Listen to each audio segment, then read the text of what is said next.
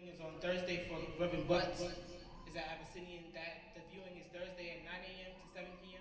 and Friday 9 a.m. to 11 a.m. And then the funeral will be that Friday as well at 2 p.m. And last but not least is Big Al, who was affectionately known here as Big Al. His name is Al Gentry. He was a NAN soldier. He was a part of the Huddle family. He was literally here last Monday. He was here every day, but he was here as far as this gathering last week. And it's crazy. It's just surreal. Just value each other. You just never know when's the last time you see somebody. You never know the last time you get to talk to them, hug them, smile at them. And it's just, we love y'all. Their spirits are always be remembered here. Katrina was telling me we're gonna have something here, a memorial service to remember them because we wouldn't be near without them. And every single one of them matters, and we love them. Let's clap them up right now and remember them for all. Thank you. I'm done. Bring lecture.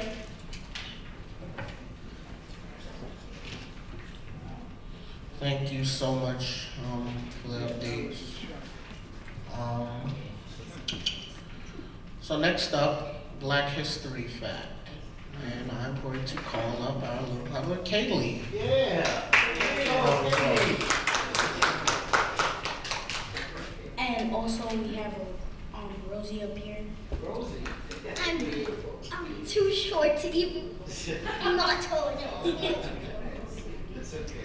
Alright, I'm gonna read the first paragraph. Alright, so you can read this part and just This day in Black History, October 31st, 1950.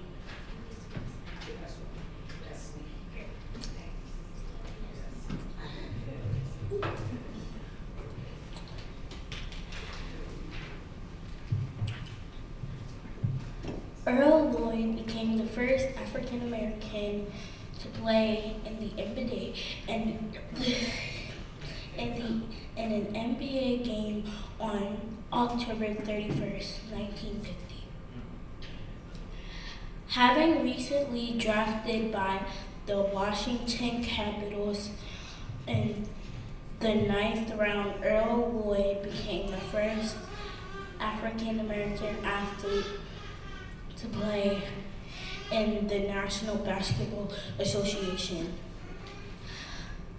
In a game against the Rochester Royals on October 31st, 1950, Lloyd, a forward known for his defense, previously played at West Virginia State College. Prior to the NBA, Lloyd led West Virginia State to CIAA conference and tournament championships in 1948 and 1949. He was named All-Conference 3 times, 1948 to 50, and was All-American twice as named by the Pittsburgh Times, and was All-American twice. As named Pittsburgh Courier 1948 through 50.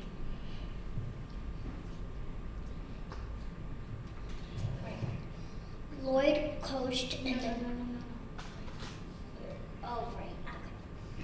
After the Capitals folded in 1951, Lloyd went to play in. How do you pronounce that? In the Syracuse Nationals, where he spent 6 seasons. He spent 2 years in the Detroit Pistons before retiring in 1960. Lloyd coached in the Pistons from 1972 to 1973 and was a scout for 5 seasons. Lloyd passes away in 2015 at the age of 86. Yes.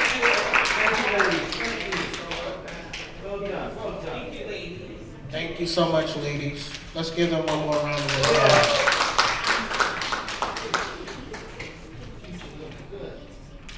All right, so next up, NAN News. We're going to call up Mr. Arnold Penix for our arts and culture segment. Let's give him a round of applause.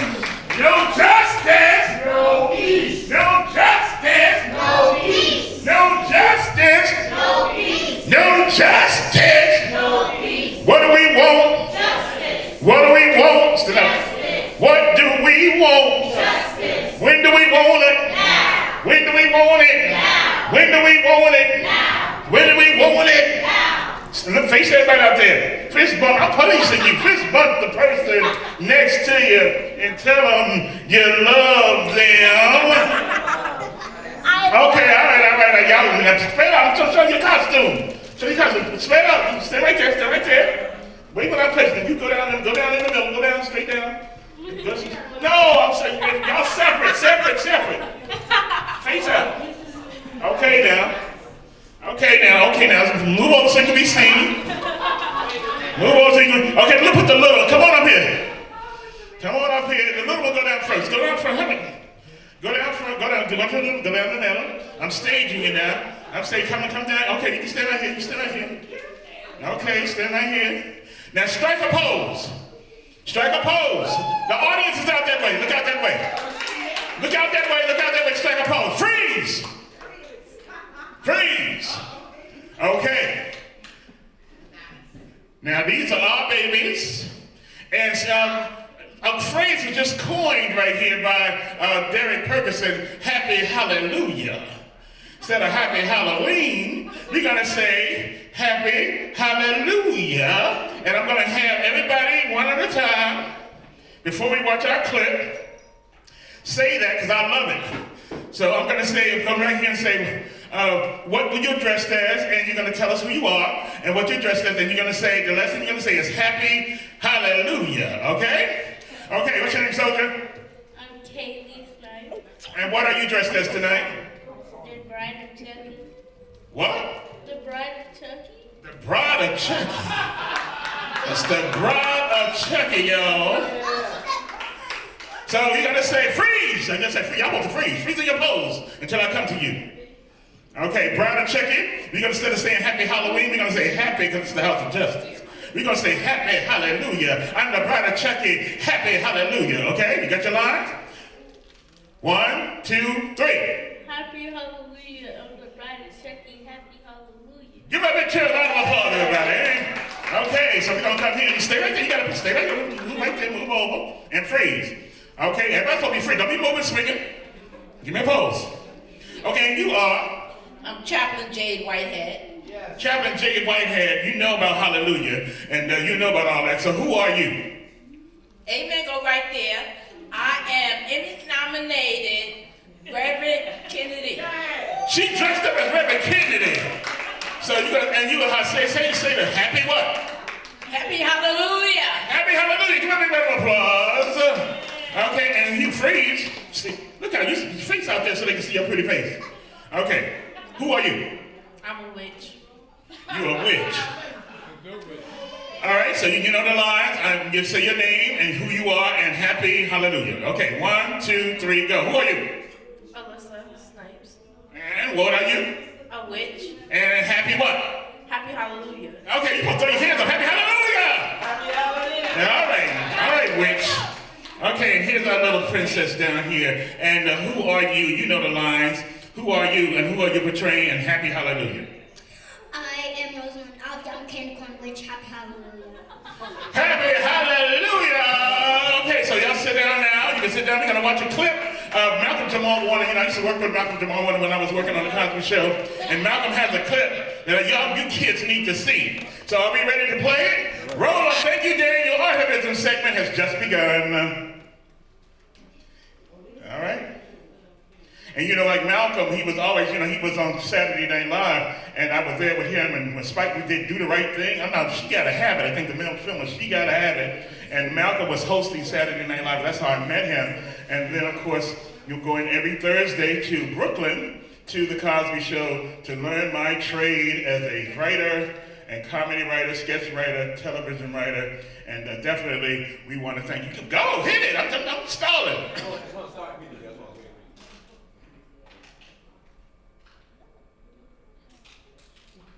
Malcolm, Huey, Alfred, Marcus, Rich, Jesse, Adam, Carla, Garland, James, Philip, Nat. Show them not to play with us. Duke, Langston, Thurgood, Robert, Hank, Jesse, Jackie, Muhammad, Paul, Stokely, Mega, Webb. About 3 Benjamins, a good 2 Freds. Women like Harriet, Rosa, Ida, Shirley, Sojourner, Madam, Maya, Mary, Bessa, Ella, and Retta. Even baby Ruby was out here applying pressure. Gary, John, Booker, Sid, George, you nuts if you don't know who he is. Bayard, Charles, Roy, Carter, Cecil, just for drinking them white folks' water. All kings and queens, yes, for real. And to the ones that we lost, like Emmett Till, and all those is here, we gon' continue to hold it down. Say it loud, black, and I'm proud. It was Martin, Malcolm, Huey, Alfred. Is that it? Yeah, all right, give a big round of applause. And happy hallelujah, that's a NAN HUDDLE Culture Artivism segment. Give me a big round of applause. Clap up, kids, clap it up. Thank you so much, and here you go. Now, I'm a Mardi Gras angel. Thank you so much. Let's give him another round of applause.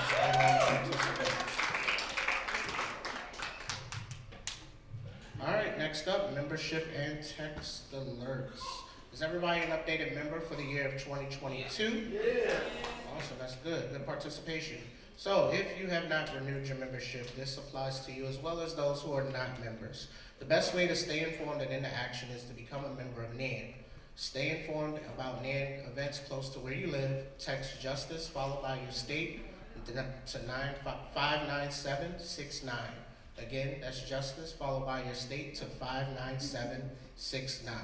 Remember to please join us each and every Saturday at the Saturday Action Rally at 9 a.m. where the Reverend Dr. Al Sharpton will be giving his Saturday Action Rally. And, come and enjoy the good vibes. So, next part, open huddle good news. Anybody who has some good news or anything they want to share, please come on up, share.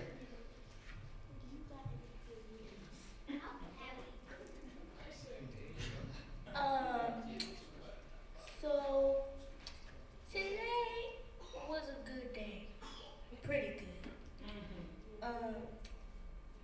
In school we ain't do no work. A child was tugging me in the hallway, but other than that was pretty good. Alyssa talked about some give your soul to almost everybody.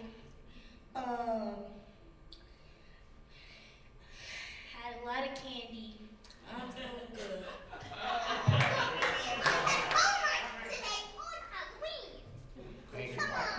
Come tell us, Rosie. What you say? Tell us. I know it's good news, but the bad news is I have homework on Halloween. Come on. Thank you, Rosie.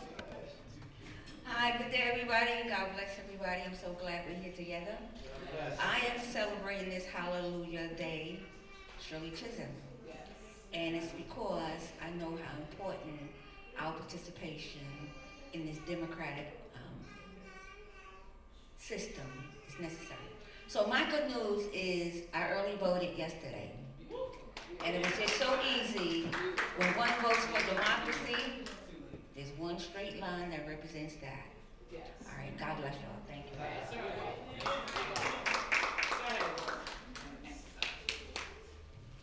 Thank you so much. Anybody else want to share before we close that out?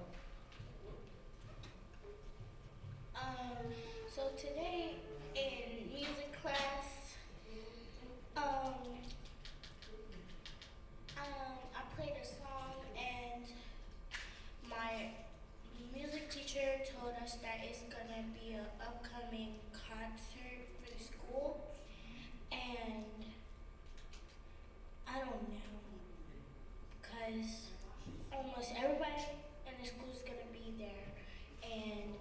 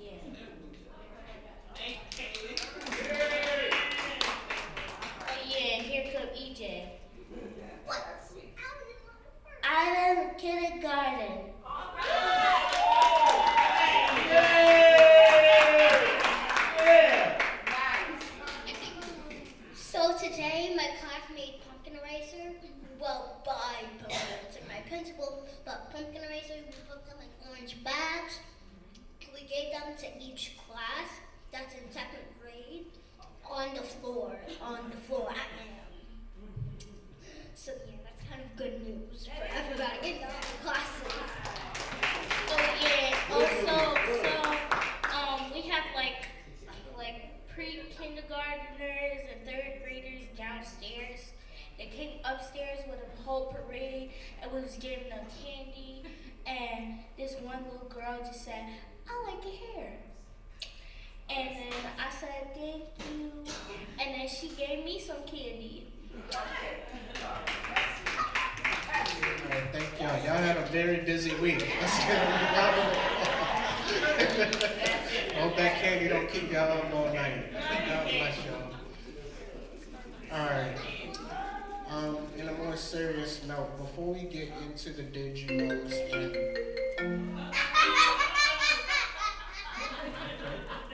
alright.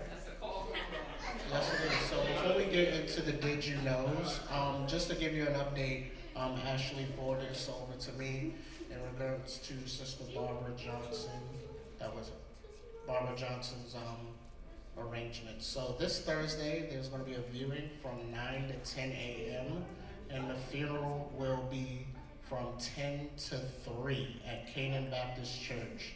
For those of you guys who don't know where Canaan is, that is 132 West 116th Street here in Harlem between Lenox and 7th Avenue. Again, that's going to be this Thursday from 9 to 10 a.m. the viewing, and this Thursday 9 to 10 a.m. the viewing, and 10 to 3 p.m. the funeral. Canaan Baptist Church, 132 West 116th, 7th and Lenox. All right. So now we're going to get into our Did You Know segments. First up. First up, I'm going to call up Derek Perkison, who is going to talk a little bit about Elon Musk and what's been happening with that. Yes, thank you, Trey. Hello, Huddle. Happy Monday. This is Huddle, we in the place to be. I have an article to read about someone named Elon Musk. Do anybody know who Elon Musk is? Yes, who is Elon Musk? He's like the he's like the richest man on earth. Beautiful. He owns Tesla. He owns Tesla. He's noted as the richest man on earth.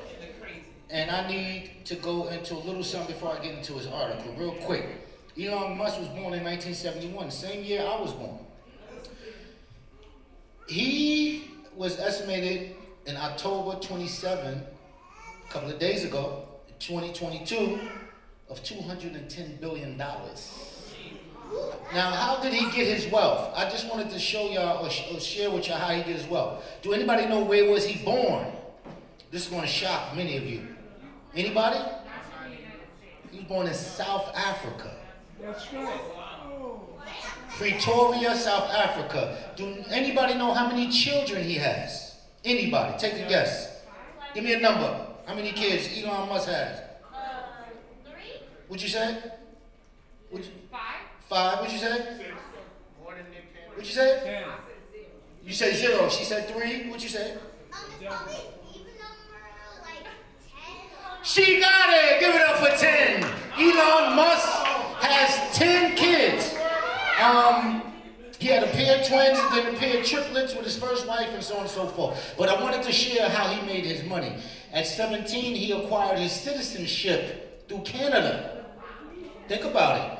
At 17, he wasn't even a citizen. 2 years later, he went to college at Queen's University. He transferred to the University of Pennsylvania, where he received his bachelor's in economics and physics. He moved to California and attended Stanford University. He started a startup software company called Zip2 with his brother. He has a brother. The startup was acquired by Comcast for $307 million in 1999. The same year, he started an online banking company, X.com, which merged with Cofinity to form PayPal. eBay bought PayPal for $5 billion in 2002, and he made almost $200 million off of that deal. So that's a little bit about Elon Musk. It's important to know who these people are. I didn't get into his other controversial stuff, so you guys do some research and see all the controversial things he's been saying and what he stands for. But Elon, or somebody we have to hold accountable. Hate speech rises on Twitter after Elon Musk takes over, researchers find. Elon Musk says he wants more freedom of speech on Twitter.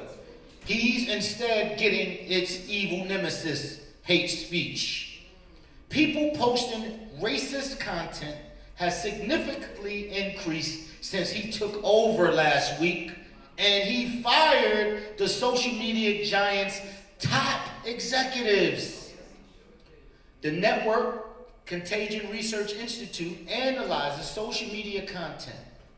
Its researchers found a 500% increase in the use of the N-word on Twitter within 12 hours of Musk taking over. They've also been big spikes in the use of anti-Semitic, homophobic, transphobic, and other racist terms besides the N-word on the platform. Musk has dubbed himself a free speech absolutist. Does that really mean that he's committed to letting people say whatever they want with no accountability? According to him, no. The reason why I acquired Twitter is because it's important to the future of civilization to have a common digital town square. Musk tweeted to advertisers last week. That said, Twitter obviously cannot become a free-for-all hellscape where anything can be said with no consequences. In addition to adhering to the laws of the land, our platform must be warm and welcoming to all. Surely, Muslims and people who care deeply about them, for example, won't deem Twitter warm and welcoming if there's a flurry of Islamic-phobic content. As hate escalates under the guise of free speech, public expectations for accountability and corporate social responsibility must also increase. This accountability has to come from Twitter users, the broader public, press and media organizations, and advertisers. General Motors and Ford announced last week that they're suspending advertising on Twitter. Give it up. Give it up. That's good. We gotta fight with our money. Don't put our money into it. Until Twitter becomes clearer where Musk is taking the company. In addition to corporate partners, parents who want to protect their children from racism and other hate messages can themselves step away from the platform and insist that their kids do the same. Hollywood screenwriter and producer Shonda Rhimes. Anybody know who Shonda Rhimes is? Shonda, it's a Rhimes. Ah, see, I know who she is. From Channel 7, all the good shows. Not hanging around for whatever Elon has planned. Bye. That's what Sister Girl said. Not hanging around for whatever Elon has planned. Bye, Felicia. Other celebrities have joined her in departing the platform in recent days. So celebrities are leaving Twitter. Yes, we have to flex our power in different ways. An important question for Musk. What constitutes a free-for-all hellscape?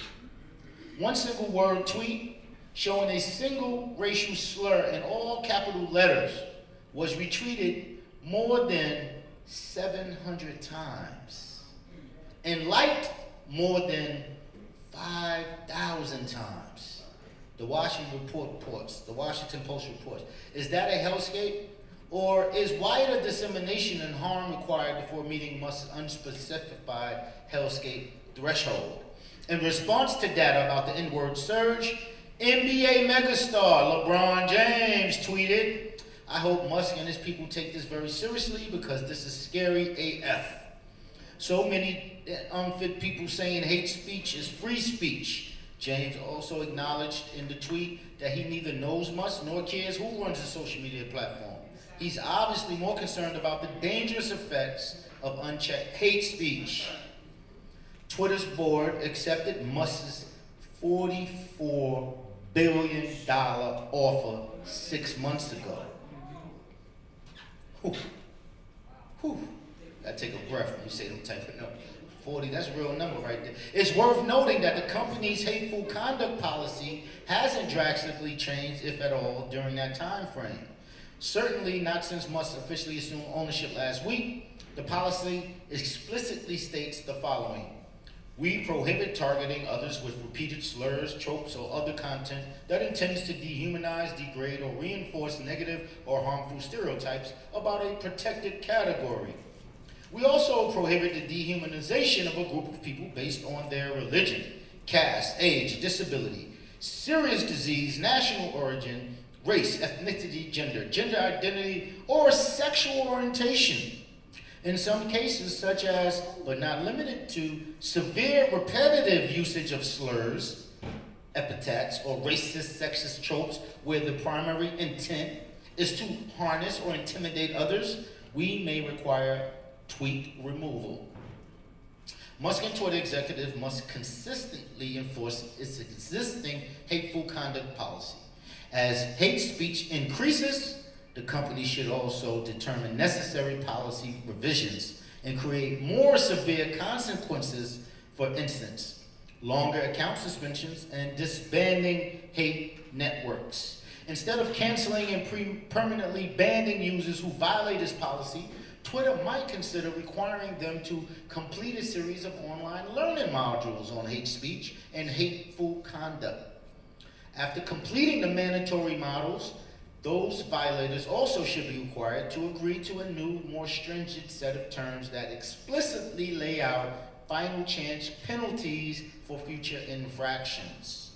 Users who are temporarily kicked off Twitter for posting hateful content also ought to be required to post an apology tweet upon having their accounts unlocked. Twitter should produce a series of articles, digital briefs, and short videos in which freedom of speech and hate speech are disentangled. These materials should be aggressively disseminated and continuously recirculated via Twitter and other digital platforms.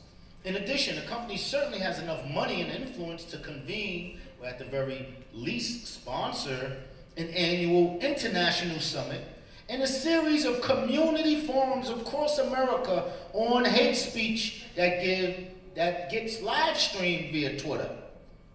Making significant monetary donations to K-12 schools, colleges, universities for educational programming focused on differentiating free speech from hate speech is another thing Musk and his Twitter colleagues can do. They can also invest in organizations that are working to dismantle hate in the United States and around the globe. These are just a few efforts that could help the social media platform fulfill its corporate social responsibility to disrupt hate. And that's the end of the article, and I want to reach out for you guys to know today Mr. Musk also announced that with his new ownership of Twitter, he will look to charge people to have the blue verified check. You heard that, JT? To get the blue check. Everybody has a blue check on Twitter where you verify it after you get a certain amount of people and that you are authentically Arnold Penix, authentically Patrice, authentically Reverend Sharpton, and you get a blue check mark. It's really coveted. I tried to get one a couple of years ago. I couldn't get it. I think Ashley got one. I missed the way. But we trying to get the check mark. It's hard to get.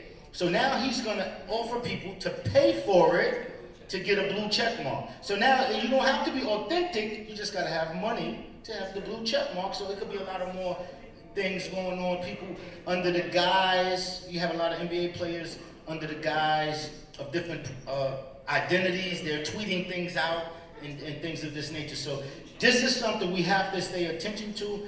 Technology is taking over. Our kids are eaten up by technology. They can't do anything without technology. They love technology, but this is the world we're in. We just have to show them how to use the technology.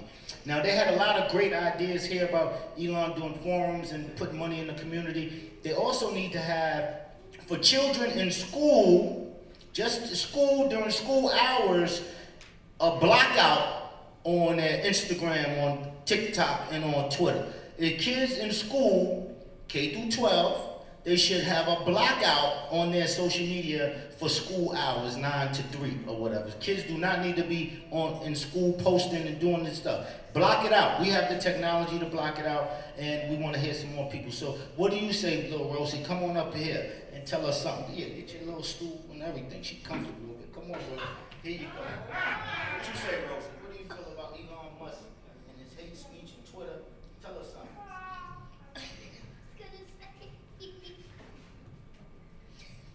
Well, first of all, yeah, I agree. No one can live without their technology, but in the olden days, people find a way to like survive without the technology. Now, in the the 20s, and this year specifically, people cannot live without the technology. They're always on TikTok, always on Instagram, always on whatever. I don't even care what they're on. They're just always on something, some media platform. Yeah, it doesn't matter. TikTok, Facebook, Instagram, they're always on something. So what do you think is the difference between free speech and hate speech? Racist and people trying to stop racist. Thank you. That is the thing. Thank you, Rosie. Give it up for Rosie. Oh my God. Little Rosie, she's on it. And what do you feel about hate speech versus free speech? Well, what I think about it, freedom of speech, you're speaking your own words, you're being real about it, and then just hate speech, you're just talking about other people, gossiping, saying, oh, this person did this, and this person did that, and I'm going to send a link to this, I'm going to send a link to that. I think that they should block, they should, do like how they did on Roblox. If you say anything bad, they'll just like put it in stars. If you like really see kids are in school, because I saw my friend doing a TikTok in school, they should stop that. Block it off, do whatever you have to do, do something. Because like Rose said, freedom of speech and hate speech, it's a different thing. If you're just speaking your freedom of speech, you're speaking your own words, you're being real about it. If you're speaking hate speech, that's just not cool. Because when somebody's talking about you, you're all like, oh, why you gotta do this? Why you gotta talk about me like that? And then I'm gonna do this. I'm gonna send this place to this. Thank you. That's right, thank you. That's right. There's a difference between free speech and hate speech. We have freedom of speech here in America, but what are the lines? We have freedom of speech, but what are the lines? So, Ms. Sister Word, tell us your thoughts on Elon Musk, freedom of speech, and hate speech. Okay, and listening to the article, I'm really glad to know more about Elon Musk. And the reality is, I really understand more about racism by what is actually put out there by the races. So the mere fact that Elon Musk is really giving space for races, this is their space. So if a person's not a racist, don't go on Twitter. And if the Twitter obviously is a place for racists, which it seems to be a place for racists, anybody who's not should not be on there. So, historically we know that racists had their organizations. Twitter is now, seems to be one of their organizations. So they're going to exist with that platform. These expectations that you named, that Elon Musk should do this for the community, racists don't do things like that. They don't do good for the community. So these expectations is unrealistic. But there are other social media platforms that could do that. So actually, Twitter seems like their population, if people are going to be really real about what they want to participate in, seems like their population will actually decrease. Because the real reality is there's a lot of racists, but they don't outnumber the ones of us who are in for the true freedom for all people and for justice and peace. So their number is going to dwindle. So I respectfully suggest that anybody who's not a racist get off of Twitter and don't even look at it. Don't even go there. Get off and join another social media platform that really encourages public safety, peace and unity under the law. Thank you. Thank you, Sister Word. With the beautiful picture of our Queen Shirley Chisholm. Sister Megan, what are your thoughts on Elon Musk's freedom speech or hate speech? Well, I expressed my freedom of speech today by voting early for democracy in this country. As far as Twitter and free speech, back in 2016, when I realized that Twitter had spread so much misinformation about the election, I immediately deleted my Twitter account and my Facebook account because of both of their contributions to the misinformation in that election. And now today, right now, NAN Youth Huddle has inspired me to again delete my Twitter account. So I have just deleted it for the second time because I had restarted it about a year ago, and I have now deleted it again because hate speech is not free speech. Well said, Megan. Thank you. And we have Rosie once more. Step on your throne, Queen. So I agree with the lady who went a minute ago. I'm sorry if I'm talking about you and I don't know your name. I'm so sorry. So yeah, I don't know anything about Twitter and I don't even go on there. But hey, you can't argue with adults. So what I think about Twitter is delete all of it. If you do freedom of speech, delete your account, even TikTok, because to be honest, it's kind of inappropriate to be honest. So if you have TikTok or Twitter or both, delete both of them, because TikTok is inappropriate and Twitter is a breeding ground for Karens and all those bad people and racism and all that stuff. So delete TikTok and delete Twitter. Wow, where we get this one from? Bring some more, huh? Hey, Rosie, thank you for that. And what are your thoughts, sir? How are you? Good to see you, Huddle. What are your thoughts on free speech versus hate speech and Elon Musk? Twitter. Well, first about Musk. You know, I think it was Saturday night or Sunday morning, I heard that he had a horrific tweet, you know, and no place could I find on the media what it was. So I looked a little further, and it was just absurd of what he said. And he got that from a far-right newspaper, which isn't a real newspaper, who puts out false information all the time. When I guess a few hours after he put it on, he took it off. So, I mean, that's absurd. Free speech is absolutely necessary, but here's something very good. A month ago, I came to a two-day couple days conference here in New York about Web 3.0. Without going into details, what's going on there is going to change the internet. And there's one entity, I spent hours looking up their things about it. In a few weeks, when I'm back here, I'll tell you more in detail. I just don't want to talk about it yet until I fully understand it, where they don't allow any of that stuff there. And new things are coming around for the person who's really involved in it, a very wealthy person who I talked to at the event, that is going to could change the internet. So all people who don't want the garbage out there, that's going to be another place to go to. And, you know, I think it's really going to form early part of next year. But there's other entities going on right now that has tens of millions of people already there. So once I know more and fully understand it, I'll tell you. No, thank you for that. Appreciate that. And again, I told you all to still research Elon Musk. He has a artificial intelligence company also.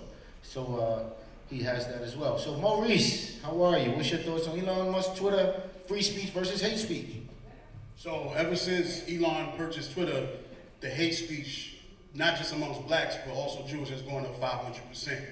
So they were always on Twitter. They just were afraid to come out. And he just fired all the people on the board that were pro, not, shutting people's pages down who use anti-Semitic terms, the N-word, whatever. He fired all those people on the board. So now Twitter is just him right now. He's the only one that owns it. There's no board. Nobody can tell him what to do or contest him or anything. That's what's going on right now.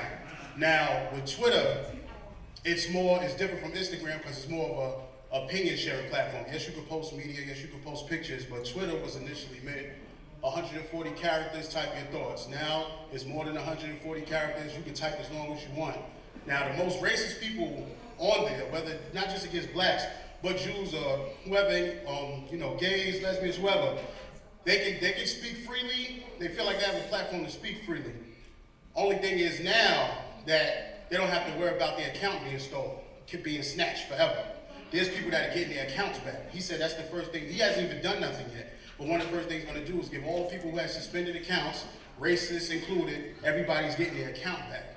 And they won't get shut down or suspended for 10 days or get put in Twitter jail just because they use the N-word or use the anti-Semitic term.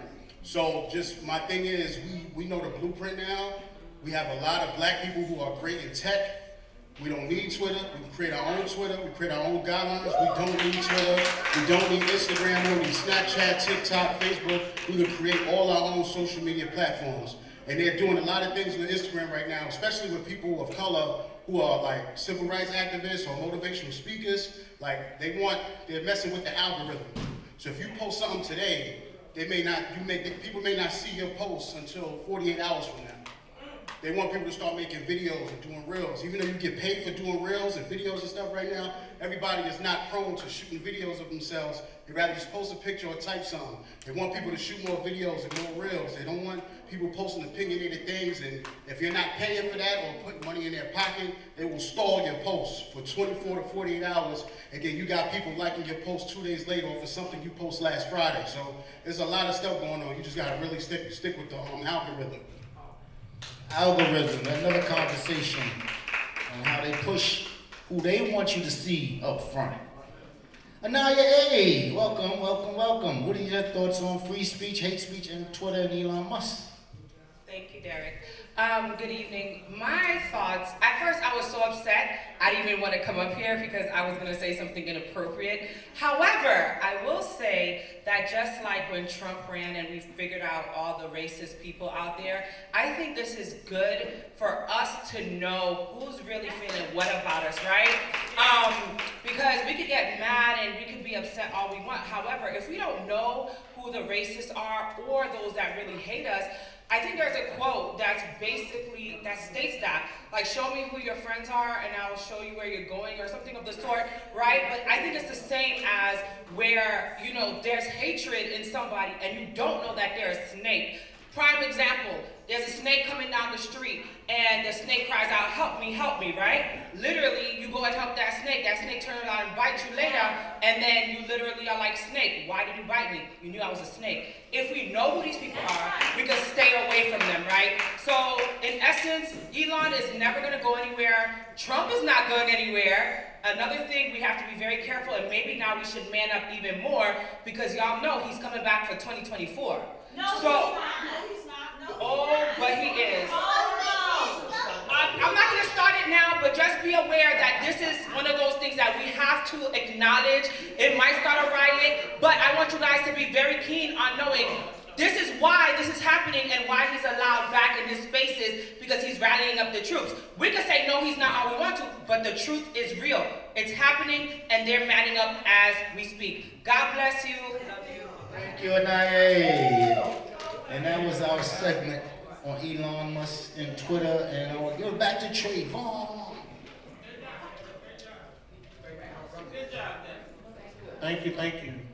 Very engaging. So, what we're going to do, moving into our next segment, and I know that all of you are, eating and all of that, and you have a lot of opinions on this next subject.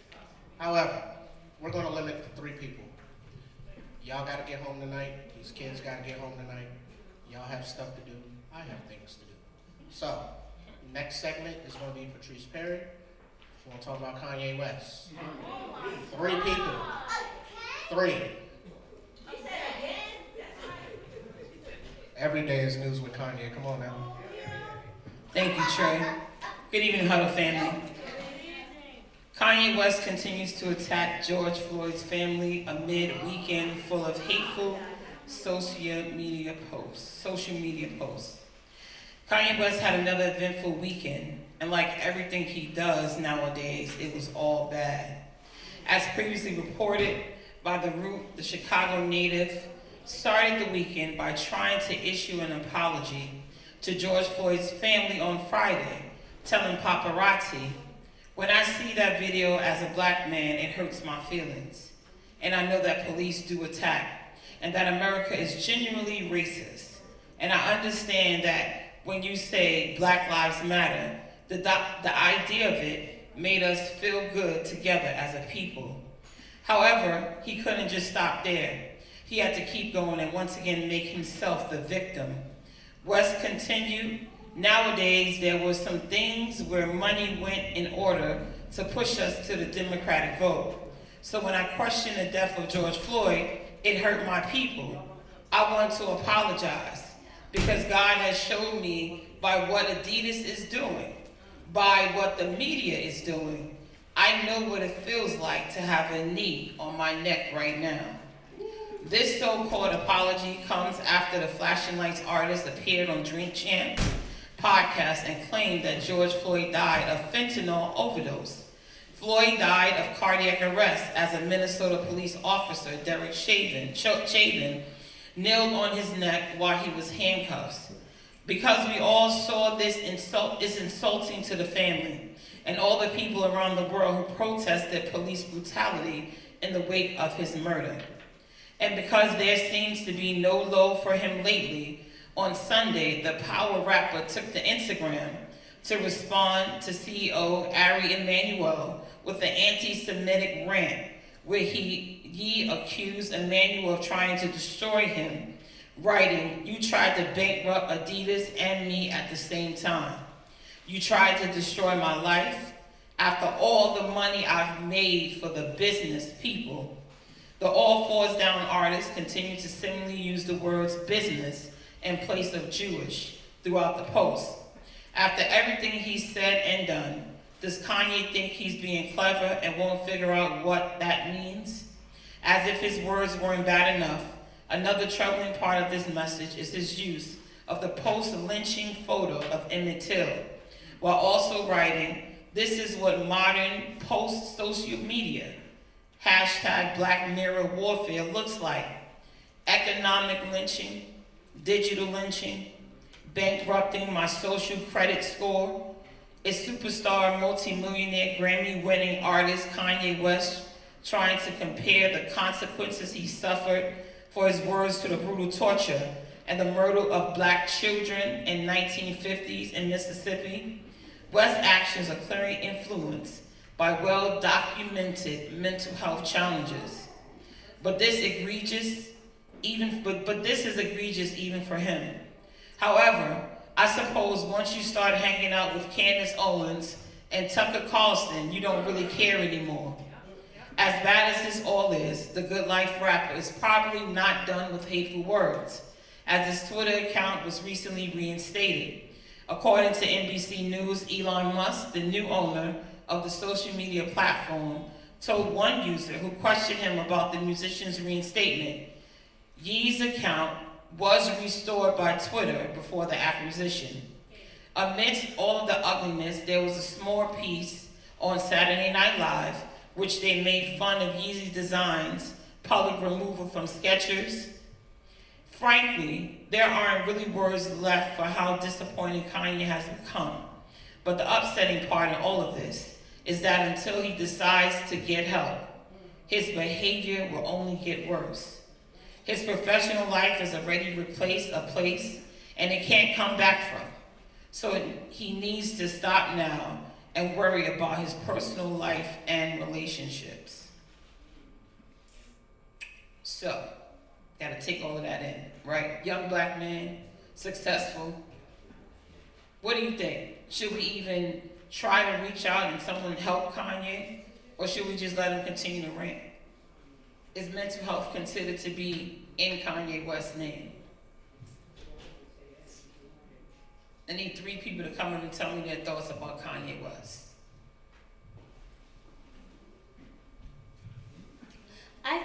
we should just leave him be because do you remember that segment that we did on him where he was wearing a White Lives Matter shirt? You're on your own now because when you was supporting our enemy, you was all like, oh, White Lives Matter, blah, blah, blah. But now you need help with your mental health. No, you should go and solve that yourself because when you was married to Kim Kardashian, you was relying on her, and that's on period. And also, you gonna come over here and make a mockery of our culture and then ask people in public for help with your mental health. Now, nobody should help you. You on your own now.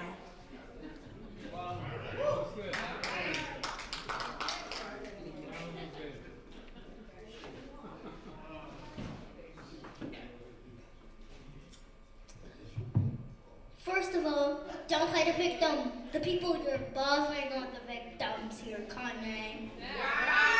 We all know that. We all know the game you're playing. We all know what you're trying to do, and we're not falling for it. Ooh, come on, girl. We are not falling for it, Kanye. And I'm confused. Is this a different Kanye West or is that the singer Kanye West? Okay, first of all, I'm never listening to him again. Okay, I'm yeah. sorry, Mother. And second, please don't even dare say anything to those victims, and don't even try to say, oh, I'm a victim. We all know you're not. And that's why I'm doing air quotation. Thank you very much. Lord, from the mouth of babes. So first of all, to answer the question, yes, he needs help. Yeah, and second of all, we should not give him any light on the social media platforms at all. All his accounts should be banned, and we should take all his money. Like Alyssa said, we should take all his money because he don't need it. All he's spending it on is Gucci and Prada and Louis Vuitton. He don't need it because all he gonna do is spend it on stupid stuff. He not spending it on what he needs. He's spending it on what he wants. And also, on another point, if you want help, then first delete all your Twitter accounts. Delete all your TikTok, social media, delete everything. You should be worried about the music. You should be worried about what you're wearing, what your shirts say, because it's not cool. It's not, because when somebody give the spotlight to a new singer, you're gonna be mad. And when somebody starts talking about your mom and start talking about whatever going on in your life, you're gonna be mad. So stop talking about George Floyd. Leave that man alone. He died without peace. That's right, sister. Oh my God. Okay, Kanye West. What we gonna say about the brother Kanye West? He needs help. I think of my leaders when I think about this, right? Because I be like, oh man, cut him off. I'm like a lot of kids, cut him off, this and that. But when I think of Reverend Sharp and other leaders I've had, they will look at him and say, well, he's a brother. He'd be like, man, we won't stick with him. However, we don't. His behavior is definitely unacceptable. We know he's a link to mental health, but Kanye he was a $6 billion. A black man, $6 million to come up from nothing, it's quite of accomplishment. So we have to really embrace him, always have our arms open for him. He did apologize to black people, right? I know he said something like that. I haven't been watching it, so I'm not really up on it. I didn't want to watch the interviews, I didn't want to make a fool of this, I didn't want to see none of that. But we can't really turn our back on him. We can't turn our back on him. Somebody once told me, right? A powerful man, he said, I said, why you guys support, why are we supporting him? He said, Derek, he a F up, but he our F up. Kanye's our F up. And those are the opinions of not National Action Network, but Derek Ferguson. Just want to make sure we're clear. Come on, sis, you're gonna wrap us up. So really quickly, despite what my daughter just said, I am not a Kanye West fan. I wish that never. Let me just say that.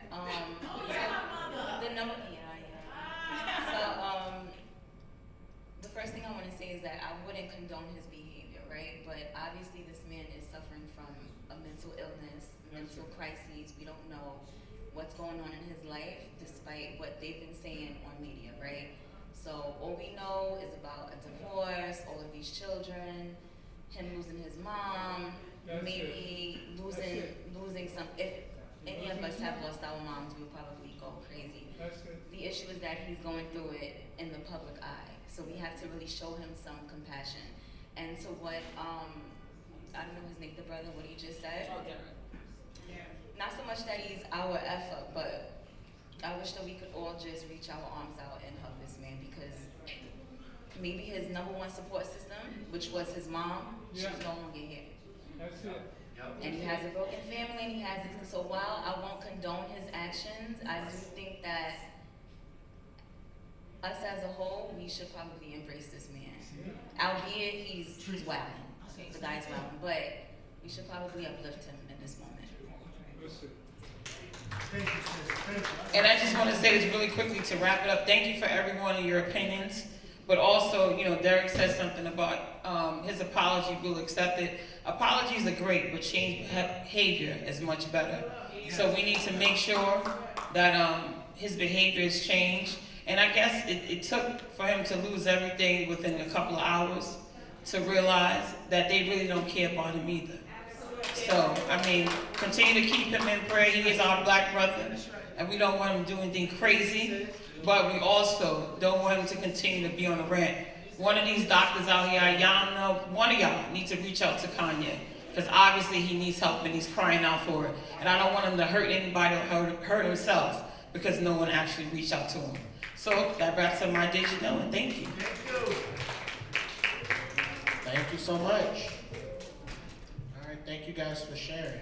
So, one of y'all need to reach out to Kanye. Don't know who, but somebody. All right. So, that concludes our Did You Knows for the night. However, the night is still young. We have 2 presentations coming up. The first, I'm going to call up Miss Ingrid Rose, who is going to kick us off with our first presentation. So please give her a round of applause as she moves to the mic.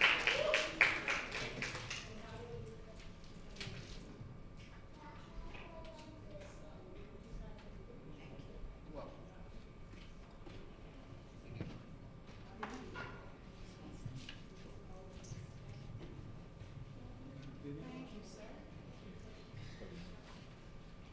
Hello, everyone. My name is Ingrid Rose, and I want to first thank the Huddle family.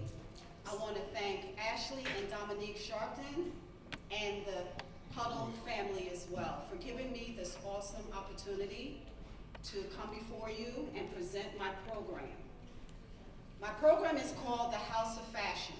It's an after-school program which is for both boys and girls.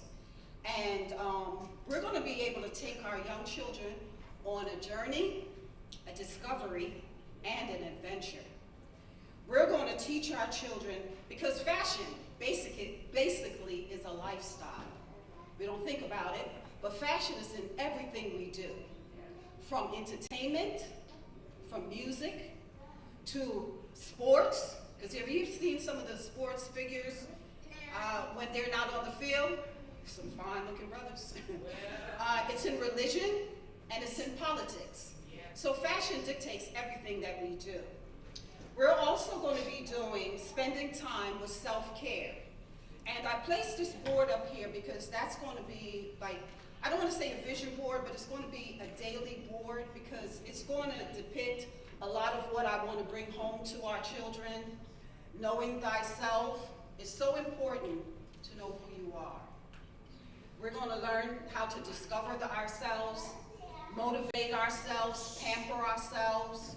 We're going to learn to love thyself. We're going to learn about rediscovering, because you never truly is just one person. We're multi-faceted people, and as we evolve and grow throughout the years, we're going to learn to spend time with oneself. We're going to learn to do affirmation, affirming who you are. We're going to also do meditation, meditating. That is so good for the soul. We're also going to be doing humanitarian. That means giving back, helping someone else out. Even when you're going through crises, a lot of times when you are helping someone, when you are in your own crises, makes a world of difference. It does. And we're also going to learn how to practice posture perfect. That means I'm going to teach them how to stand, pose, style, walk the runway, and we're going to be doing fashion shows. Also, we're going to be doing rap session. The rap session is a really key component to my program, because it gives our students, our young, beautiful people, to be able to sit in a group and be comfortable. I like to always hit the floor and not just sit in a chair, but to get comfortable, let your hair down, scratch, get to the root of it, get to your roots, and teach them about, how to definitely talk about the things that concerns you. A lot of times, grown-ups, we're so busy, we don't spend time listening to our young. So we want to really tap into listening to them, finding out what's on their mind, what you're thinking, what your movements are. And also, we're going to be doing, going on trips. We're going to, like everyone celebrate Halloween. I don't call it Halloween, I call it Hallow Fashion. So I put a twist to it, and it's an expression of yourself. Whatever you want, a character that you want to uphold and confirm within your, the time that you're celebrating that. But we're going to be doing, I call it restaurant hopping and museum hopping. We're going to learn how to discover the cities that we're in. Our cities have so much fun, especially here in New York. Of course, we have 5 boroughs, but here in Harlem, I call it Manhattan. In fact, this is the first section that I lived in when I moved to New York in the 90s. And Harlem itself has so much history.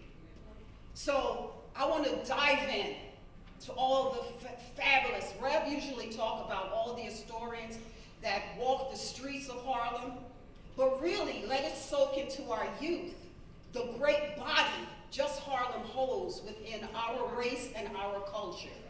So once again, I said this program is for both boys and girls. I work with all age group. Mostly I want to tap into middle school and high school kids where I can give them that platform. Sometimes our high school students are a little, off the chain a little bit. So to be able to kind of rear them in some little things and get a chance to give them the opportunity of having fun, learning things, discovering things, and venturing through themselves. So once again, I thank the Huddle family for giving me this opportunity. And with, when I talk about, hopefully I did mention, we're going to go, when we start this program, we're going to take it back, fashion back to history. Because as much as we identify and we talk about slavery and we're slaves, yes, that's a part of our history.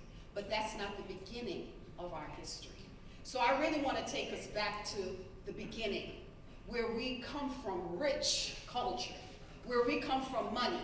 And a lot of times our young people, in our style and the way we look, you have a particular style and the way you wear your hair. You don't understand or know, where does that come from? Trace it back to your ancestors. You'd be surprised. They looked like you, or you looking like them, when we first were created here on planet Earth. So thank you once again. I have a little presentation that hopefully it's not too long, but it really will depict who we are and how how we started out. And the next time we get together, I want to show another video. We won't be able to play it tonight, but there is also, a lot of people don't know, when women, our culture, our black women wear cornrows, back in the day, it was a way for a roadmap to show our slaves how we were getting through each segment. So sit back and enjoy. Thank you. Have a blessed day.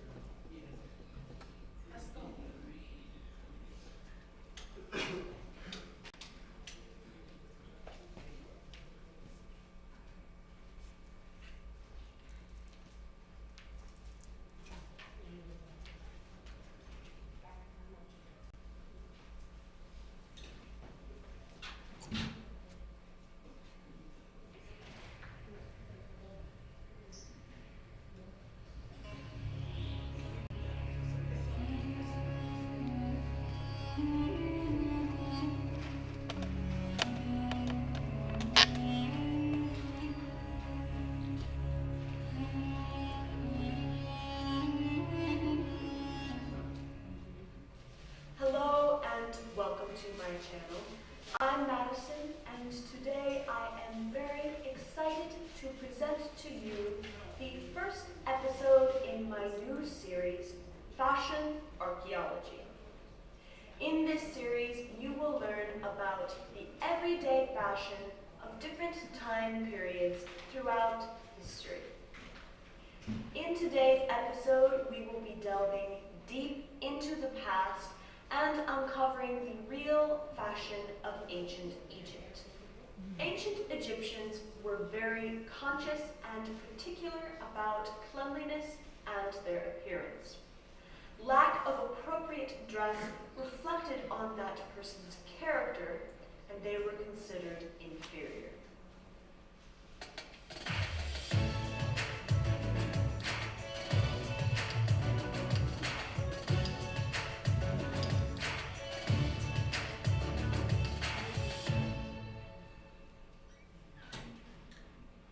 If you're a college student, keep watching. One of my least favorite things about writing papers in college was remembering the correct format for my citations. In high school, I used MLA format, but in college, I was expected to know APA, and I was always getting confused.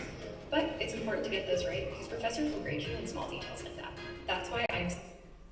This inferiority stemmed from not only being an insult to the people around you, but it was also considered an insult to the supposed gods of the day.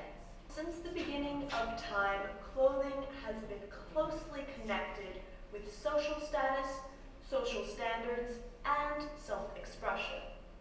In ancient times, your clothing would indicate not only your wealth, but your occupation, whether you were a freeman or a slave, your religion, marital status, what family you belong to.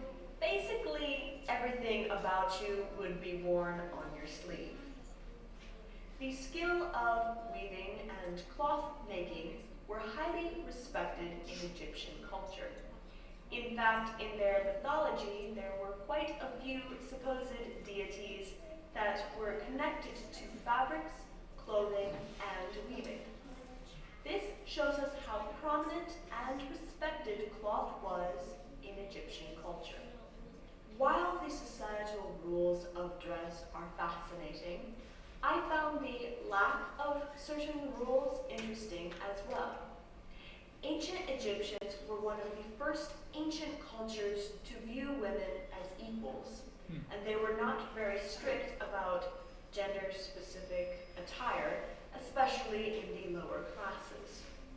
It was very common for men and women to wear similar clothing, hairstyles, and makeup. Nudity was also common in Egyptian culture, partially due to the extremely warm climate. While sex and sensuality have always influenced fashion, for Egyptians, nudity was a social norm and was not as taboo as it is today. Children would be naked until puberty, after which they would wear clothing and makeup just like any other adult. Slaves would also usually be naked, and many of the working class, both men and women, only wore clothing on the bottom half of their bodies. Even the upper class wore garments that were either partially or completely see-through. And our final question before we begin looking at specific garments is, what were the materials used to make clothing? Most all clothing originated from either linen, spun from the flax plant, or papyrus. Flax was ideal for cloth because it grew in abundance by the Nile River, and it was reasonably easy to spin, weave, and sew into linen garments. Linen also provided excellent protection from the oppressive sun and heat of the region while keeping the wearer cool. Other materials derived from animal fibers or skins were sometimes used in winter garments or shocking fashion statements. However, most of these materials, especially wool, were considered unclean and impure, and were forbidden to be worn in sacred areas like temples. It is possible that their repugnance towards wool came from the fact that it would usually never be washed, or possibly it was the fact that wool was rather irritating and itchy on bare skin. Fabrics like silk and cotton would not be used until the latter part of ancient Egypt's history, as Greece and Rome began to have more and more influence over the country. So now we know a little history about ancient Egypt, the cultural mindset toward clothing, and the materials used to make them. Let's now take a look at the designs and styles of ancient Egyptian garments, starting at the head and working our way down.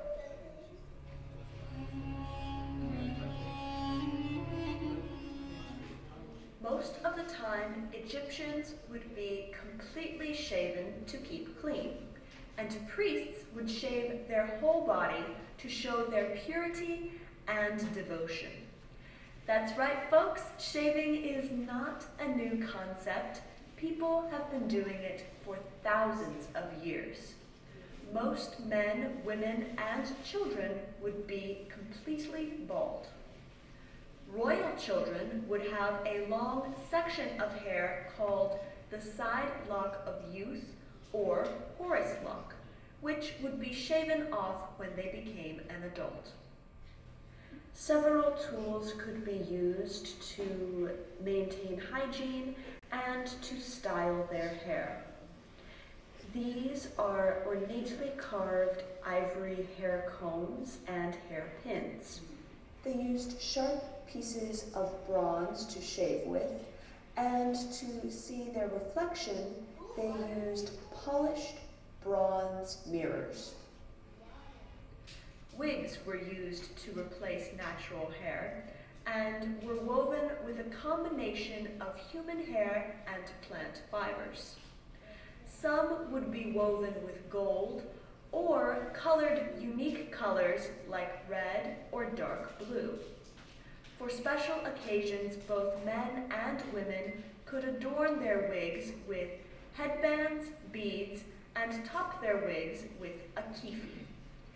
Kefis were concoctions of incense that could be burned, used for medicine, or worn on the top of the head. The only way to do it is to automate it. what Zapier allows us to do is connect to our customers' Shopify. Most were derived from the essence of lilies, myrrh, cinnamon, henna, cardamom, or cassia, just to name a few. By mixing animal fat and the incense together, a cone could be formed and then attached to the person's wig. The idea was that as time went by, these fat cones would slowly melt, and as it melted, the fragrance would be released and the oil would condition the wig. Now, you may be asking, what about headdresses? Most everyone has seen the sarcophagus of King Tutankhamun and his famous gold and blue headdress. That sarcophagus has sort of set a specific image of Egyptian fashion in people's minds, mostly because it was one of the greatest archaeological discoveries of all time. However, from my research, I could not find any depictions of commoners wearing fancy headdresses. Only deities, priests, and royalty. The only headdresses I could find for common people were very basic plain skull caps and linen head wraps. Headdresses were rather special. They were a symbol of opulence and importance, and they were used to set certain figures apart from the common people. There were many types of crowns from various regions of Egypt and were used for different official purposes. Sometimes a king would mix several styles together to create their own unique crown, and most supposed deities had their own specific crown to distinguish one from another.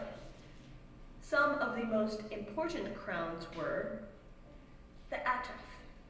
The Atef came from Upper Egypt and featured curled ostrich feathers, one on each side of an elongated white crown.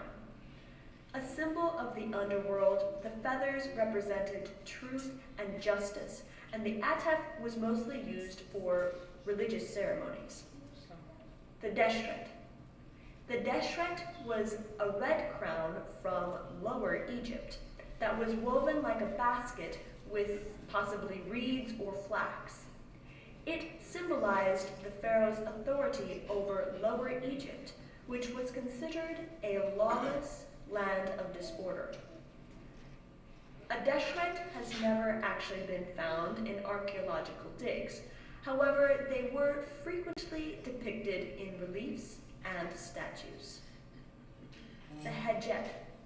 The Hedjet was a white crown from Upper Egypt. Like the Deshret, a physical crown has never been found, and our references are from depictions alone. Unfortunately, not much is known about this crown. We are not even really sure what materials were used to create it. It has been speculated that both these crowns were passed on from one king to the next until the crown was no longer usable. When Upper Egypt and Lower Egypt unified, the Deshret and Hedjet came together as well, forming the Peshet, a red and white crown featuring a uraeus. A uraeus was a head ornament with the form of a rearing cobra on the front. It was for the pharaoh alone and was another symbol of divine authority. The Peshet was worn by pharaohs from the early days of Egypt all the way to the last Greek rulers before the fall to Rome. The Kapresh. The Kapresh was a blue crown from the New Kingdom. It was also known as the war crown and was probably made of a stiff leather or fabric. Covering this were sequins or discs, and it featured a uraeus on the front. And finally, that headdress that you see on King Tutankhamun's sarcophagus, well, it was called a nemes. It is technically not a crown in and of itself, but it still represented the pharaoh's power when paired with the uraeus. The nemes was made of a starched linen and had two large flaps which hung behind the ears and down over the shoulders.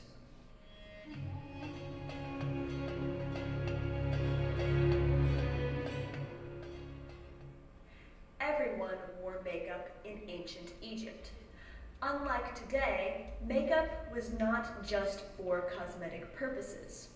It protected the ancient Egyptian skin from the damaging effects of the sun and hot climate, while also helping to prevent disease.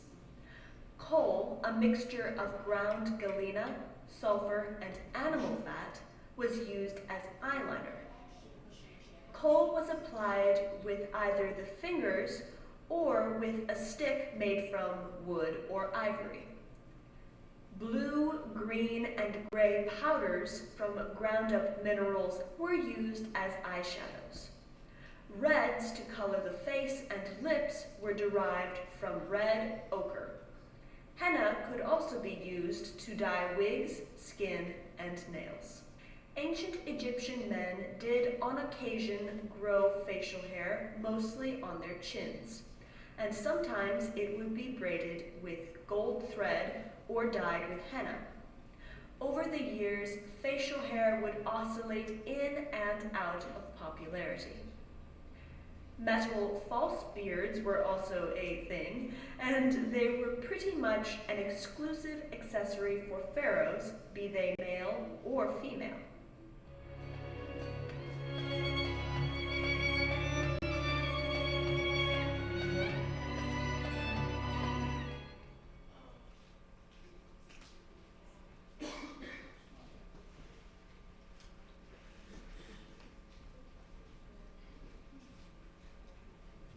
Thank you so much. I just want to wrap that up. It's more to this video if you guys would ever tap into that link, but it shows how much we as a race of people have been here for a minute. And we have so much richness in our culture.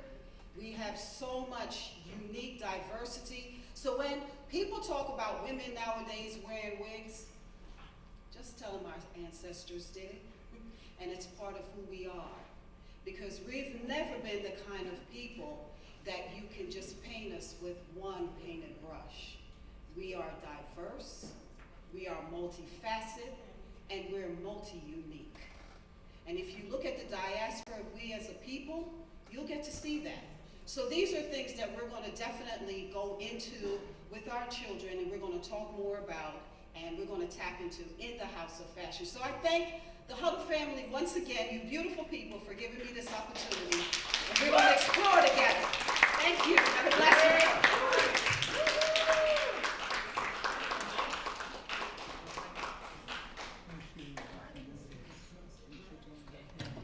Alrighty, thank you so much.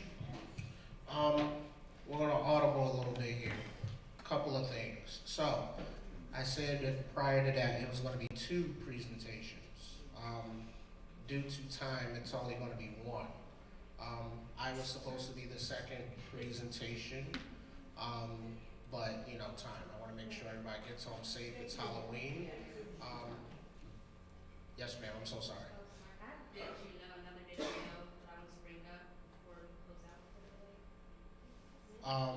Can, yeah, can that hold until next Monday? You can send it into nanhuddle@gmail.com. And then we can, discuss it. Okay, I just want to say. Okay. Just send it in. Thank you so much, sister. All right, so, so I'll present next week, and what I'm actually presenting, so, a couple weeks ago, probably a month ago, I mentioned, what if you guys had the opportunity to decide a little bit of the mayoral's budget. So that's actually what my presentation is. I was gonna go through the presentation, kind of present what participatory budgeting is. By a show of hands, how many of you have heard of participatory budgeting? Okay, well, excellent. So presentation next week, I promise. I'll try to be more interactive in that. Also, sorry, video might be a little triggering for some folks, so apologize in advance. But a couple housekeeping notes. So as we leave here tonight, I definitely want to encourage you all to early vote. Early voting is going on right now. Please, not just vote, but the back of the ballot. Ballot initiatives, that's what's important. Ballot initiatives, there's 4 of them. I voted yesterday, and 3 of the 4 ballot initiatives, voting is good. 3 of the 4 ballot initiatives have to do specifically with racial justice. So you guys can, please consider that. And in addition to whoever you guys decide to vote for in your elections, that would be awesome. Another couple housekeeping items. Please, again, we're going to keep prayers to the families of Sister Barbara Johnson, Reverend Dr. Calvin Butts, Big Al Gentry. So definitely keep them and their families in prayers, during this difficult time. In regards to participatory budgeting, so I do have some one-pagers here for anybody who would like to have a little bit of information on what that is, and also submit your ideas on that through the QR code here. I'll put them in the back on the desk if that's okay with the staff here. So until next week, I will present to that in full, and then, the sisters did, and other great ideas. But until then, please, please, please get home safe, and that concludes our huddle for the evening. Thank you and good night.